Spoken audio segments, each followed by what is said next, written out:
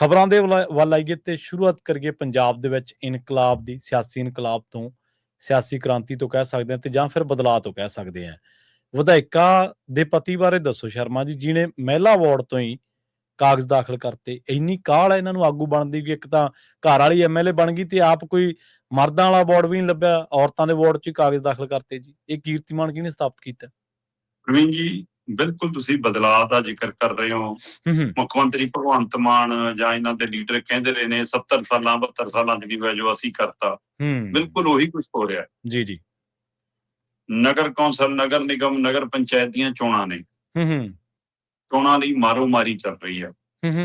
ਪਰ ਇਹ ਪਹਿਲੀ ਵਾਰ ਨਹੀਂ, ਇਹ ਤੋਂ ਪਹਿਲਾਂ ਅਕਾਲੀਆਂ ਕਾਂਗਰਸੀਆਂ ਸਮੇਂ ਵੀ ਧੱਕਾ, ਵਧੀਕੀ, ਪ੍ਰਸ਼ਾਸਨਿਕ ਜ਼ੋਰ ਅਜਮਾਇਸ਼, ਪੁਲਿਸ ਦੀ ਵਰਤੋਂ, ਕਿਸੇ ਨੂੰ ਡਰਾਉਣਾ ਬਿਠਾਉਣਾ, ਕਾਗਜ਼ ਵਾਪਸ ਕਰਾਉਣਾ, ਇਹ ਸਾਰਾ ਕੁਝ ਹੁੰਦਾ ਰਿਹਾ। ਜੀ ਜੀ।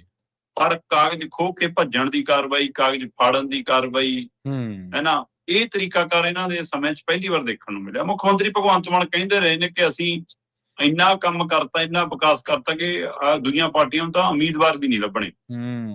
ਸਹੀ ਆ। ਪਰ ਹੋ ਉਲਟਾ ਰਿਹਾ। ਨਗਰ ਪੰਚਾਇਤ ਦੀਆਂ ਚੋਣਾਂ 'ਚ ਆਮ ਆਦਮੀ ਪਾਰਟੀ ਨੂੰ ਗੁਰਦੁਆਰੇ ਦੇ ਲਾਊਡ ਸਪੀਕਰਾਂ ਤੋਂ ਉਮੀਦਵਾਰਾਂ ਲਈ ਅਨਾਉਂਸਮੈਂਟਾਂ ਕਰਾਉਣੀਆਂ ਪੈ ਰਹੀਆਂ ਕਿ ਭਾਈ ਜੇ ਕਿਸੇ ਨੇ ਆਮ ਆਦਮੀ ਪਾਰਟੀ ਦਾ ਉਮੀਦਵਾਰ ਬਣਨਾ ਤਾਂ ਛੇਤੀ ਆ ਕੇ ਬਲਾਕ ਪ੍ਰਧਾਨ ਨਾਲ ਸੰਪਰਕ ਕਰੋ। ਦੇਖ ਲਓ, ਇਹ ਪੰਜਾਬ ਦੀ ਸਥਿਤੀ ਹੈ। ਤੁਸੀਂ ਇੱਥੋਂ ਦਾ ਲੈ ਲਓ ਕਿ ਕਿੱਥੇ ਆ ਲਹਿਰਾ ਮੁਹੱਬਤ 13 ਵਾਰਡ ਨੇ। 13 ਵਾਰਡ ਦੇ ਲਈ ਇਹਨਾਂ ਨੇ 2 ਟਾਈਮ ਗੁਰਦੁਆਰਾ ਸਾਹਿਬ ਤੋਂ ਅਨਾਉਂਸਮੈਂਟਾਂ ਕਰਾਈਆਂ ਜੀ, ਤੇ ਤਾਂ ਵੀ 4 ਉਮੀਦਵਾਰ ਲੱਭੇ 13 ਵਾਰਡਾਂ 'ਚ। 13 ਵਾਰਡਾਂ 'ਚ ਉਮੀਦਵਾਰ ਨਹੀਂ ਆਏ। ਇਹ ਆਮ ਆਦਮੀ ਪਾਰਟੀ ਦੀ ਸਰਕਾਰ ਹੈ। ਸਰਕਾਰ ਹੁੰਦਿਆਂ ਤੁਹਾਡੀ ਟਿਕਟ ਤੇ ਕੋਈ ਚੋਣ ਲੜਨ ਲਈ ਤਿਆਰ ਨਾ ਹੋਵੇ ਤਾਂ ਕੀ ਅੰਦਾਜ਼ਾ ਲਾਉਂਗੇ ਫਿਰ? ਇਹ ਬਦਲਾ।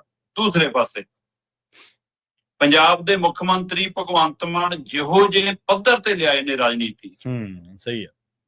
ਮਤਲਬ ਇੱਕ ਹੁੰਦਾ ਕਿ ਤੁਹਾਡਾ ਕਿਸੇ ਨੂੰ ਤੱਥਾਂ ਦੇ ਆਧਾਰ ਤੇ ਘੇਰਨਾ, ਉਹਦੀਆਂ ਨਾਕਾਮੀਆਂ ਦੇ ਆਧਾਰ ਤੇ ਘੇਰਨਾ, ਉਹਦੇ ਫੈਸਲਿਆਂ ਦੇ ਆਧਾਰ ਤੇ ਘੇਰਨਾ, ਹੈ ਨਾ। ਇੱਕ ਹੁੰਦਾ ਕਿ ਉਹਦੇ ਬੋਲਣ ਚਾਲਣ ਦੇ ਤਰੀਕੇ ਤੇ, ਉਹਦੇ ਰਿਸ਼ਤਿਆਂ ਦੇ ਤਰੀਕੇ ਤੇ। ਜਦੋਂ ਤੁਹਾਨੂੰ ਕੋਈ ਤੱਥ ਆਧਾਰਿਤ ਸਵਾਲ ਵੀ ਹੋਵੇ ਕਿ ਤੁਸੀਂ ਦੂਜਿਆਂ ਦੇ ਹਵਾਲੇ ਨਾਲ ਸਵਾਲ ਖੜੇ ਕਰਦੇ ਸੀ ਵੀ ਕਿ ਤੁਸੀਂ ਤਾਂ ਉੱਪਰ ਵਾਲੇ ਪਹਾੜ ਵਾਲੇ ਸਕੂਲਾਂ 'ਚ ਪੜ੍ਹੇ ਹੋ, ਅੰਗਰੇਜ਼ੀ ਸਕੂਲਾਂ 'ਚ ਪੜ੍ਹੇ ਹੋ, ਤੇ ਉਹ ਸਾਹਮਣੇ ਸਵਾਲ ਆਉਂਦਾ ਕਿ ਹੁਣ ਤੁਸੀਂ ਆਪਣੇ ਜਵਾਕਾਂ ਨੂੰ ਕਿਉਂ ਪਾ ਰਹੇ ਹੋ ਉਹਨਾਂ ਸਕੂਲਾਂ 'ਚ? ਤਾਂ ਤੁਸੀਂ ਕਹਿੰਦੇ ਹੋ ਮੇਰੀ ਕੁੜੀ ਤੱਕ ਆ ਗਏ, ਮੇਰੇ ਨਿਆਣਿਆਂ ਤੱਕ ਆ ਗਏ। ਤੇ ਤੁਸੀਂ ਜਦੋਂ ਕਿਸੇ ਦੀ ਨੂੰਹ ਬਾਰੇ, ਕਿਸੇ ਧੀ ਬਾਰੇ ਕਿੱਕਲੀਆਂ ਪਾਉਂਦੇ ਸੀ, ਫਿਰ ਉਹ ਵੀ ਤਾਂ ਅਗਲੀ ਕਿਸੇ ਦੀ ਤਾਂ ਹੈਗੀ ਸੀ ਨਾ ਕਰ ਦਿੱਤੀ। ਸਹੀ ਹੈ, ਬਿਲਕੁਲ। ਤੇ ਫਿਰ ਹੁਣ ਕਿੱਥੇ ਆ ਗਿਆ ਜਲੂਸ? ਉਹ ਹੁਣ ਜਲੂਸ ਉਹ ਸਾਲੇ ਤੋਂ ਲੈ ਕੇ ਫੁੱਫੜ ਤੱਕ ਆ ਗਿਆ। ਮੁੱਖ ਮੰਤਰੀ ਭਗਵੰਤ ਮਾਨ ਕਹਿੰਦੇ ਵੀ ਵਿਕਰਮ ਮਜੀਠੀਆ ਕੱਲ ਤਿੰਗੜ ਰਿਹਾ ਸੀ ਡੀਐਸਪੀ ਨਾਲ। ਬਈ ਤੁਸੀਂ ਕਹੋਗੇ ਚੋਣ ਕਮਿਸ਼ਨ ਦਾ ਕੰਮ ਆ, ਸਾਡਾ ਉਹ 'ਚ ਕੀ ਹੈ? ਕਹਿੰਦੇ ਦੇਖ ਲਓ ਡੀਐਸਪੀ ਨੂੰ ਮੈਂ ਸ਼ਾਬਾਸ਼ੀ ਦਿੰਦਾ ਕਿ ਬਈ ਵਿਕਰਮ ਮਜੀਠੀਆ ਕੀ ਨਾ ਪੰਚ, ਨਾ ਸਰਪੰਚ, ਨਾ ਐਮਐਲਏ। ਇਹੀ ਪਛਾਣਾ ਨਾ ਕਿ ਸੁਖਬੀਰ ਬਾਦਲ ਦਾ ਸਾਲਾ, ਕਹਿੰਦਾ ਉਹ ਵੀ ਇੱਕ ਐਮਐਲਏ ਵਾਲੀ ਪਾਰਟੀ ਦੇ ਪ੍ਰਧਾਨ ਦਾ ਸਾਲਾ। ਕਹਿੰਦੇ ਇਹੀ ਪਛਾਣਾ ਨਾ। ਫਿਰ ਵਿਕਰਮ ਮਜੀਠੀਆ ਗਾਂ ਤੋਂ ਸ਼ੁਰੂ ਹੋ ਗਿਆ।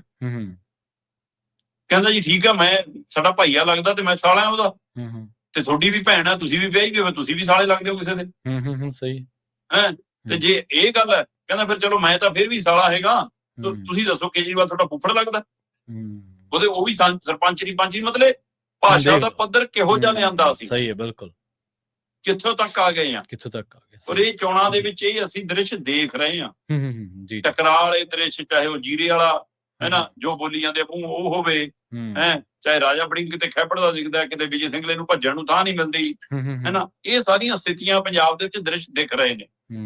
ਉਹਨਾਂ ਦ੍ਰਿਸ਼ਾਂ ਦੇ ਵਿੱਚੋਂ ਹੀ ਲੁਧਿਆਣਾ ਜ਼ਿਲ੍ਹੇ ਦੇ ਜਗਰਾਓਂ ਹਲਕੇ ਤੋਂ ਐਮਐਲਏ ਬੀਬੀ ਮਾਣੂਕੇ। ਅੱਛਾ।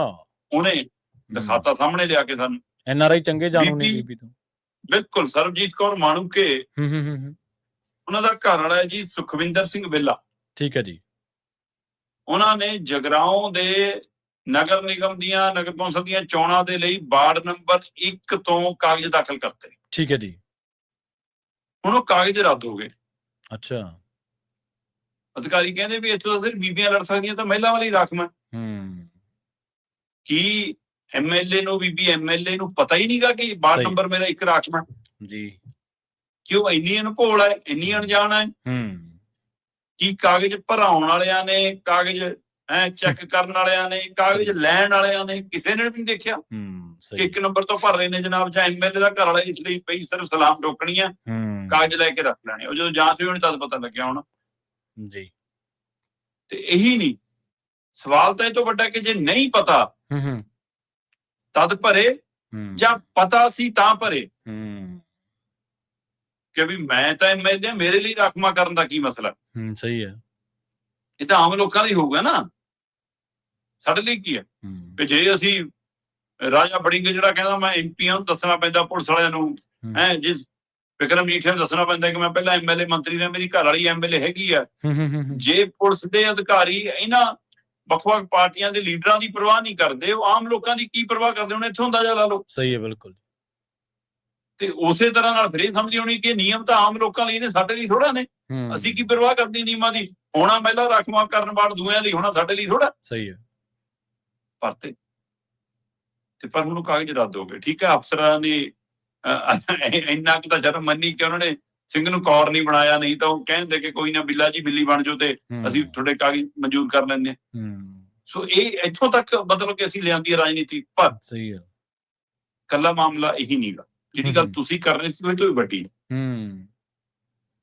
ਕਿ ਐਮਸੀ ਦੇ ਪਰਿਵਾਰ ਚੋਂ ਕੋਈ ਐਮਐਲਏ ਬਣਨ ਲਈ ਸੋਚੇ ਤਾਂ ਸਮਝ ਆਵੇ। ਸਹੀ ਹੈ। ਐਮਐਲਏ ਦਾ ਪਰਿਵਾਰ ਐਮਸੀ ਲਈ ਲੜੇ, ਕਮਾਲ ਹੀ ਹੈ। ਇੱਥੋਂ ਅੰਦਾਜ਼ਾ ਲਾ ਲਓ ਕਿ ਤੁਸੀਂ ਕੀ ਹੈ। ਪੰਚ ਸਰਪੰਚ ਬਣ ਕੇ ਤਾਂ ਬੰਦਾ ਕਹੇ ਕਿ ਮੈਂ ਹੁਣ ਜ਼ਿਲ੍ਹਾ ਪ੍ਰੀਸ਼ਦ ਬਲਾਕ ਸੰਮਤੀ ਲੜੂੰਗਾ, ਮੈਂ ਐਮਐਲਏ ਲੜੂੰਗਾ। ਇਹ ਪੁੱਠਾ ਗੇਰ ਥੱਲੇ ਨੂੰ ਆ ਰਹੇ ਹੋ ਕਿ ਜਾਂ ਤੁਸੀਂ ਕਹਿੰਦੇ ਹੋ ਕਿ ਹਰ ਮਲਾਈ ਵਾਲੀ ਥਾਂ ਦੇ ਉੱਤੇ ਸਾਡਾ ਹੀ ਕਬਜ਼ਾ ਹੋਵੇ। ਅਰੋੜੇ ਦਾ ਵੀ ਪੁੱਠਾ ਗੇਰ ਹੀ ਲਵਾਇਆ ਇਹਨਾਂ ਨੇ, ਰਾਜ ਸਭਾ ਤੋਂ ਐਮਐਲਏ।